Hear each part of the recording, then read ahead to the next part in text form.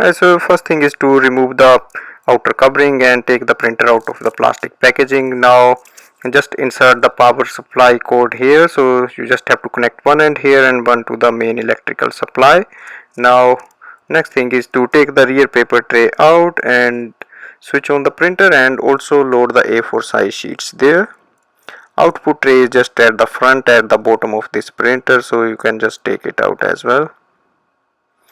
Now I'll show you how to load the ink cartridges. So starter ink cartridges, you just have to uh, make sure the printer is on, and then remove the ink cartridges from the packaging and take them out.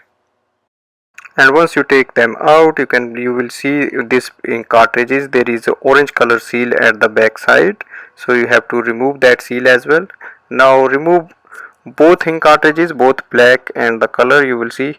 And these starter ink cartridges are very important for the setup of this printer. And also remove the orange seal, as you can see here. And once you remove, now we open the ink cartridge door. As you can see, there is only one door in this printer, just in the front, so you just have to push it outside, it will open and the ink cartridge chamber will move into the middle. Now install the black and the color ink cartridges one by one. So I'm going to install the black first. So just insert it and push it inwards, hold the printer from with the other hand so that it won't move, and do it same for the color ink cartridge. So that's the easiest way we can install the starter ink cartridges. Thanks for watching.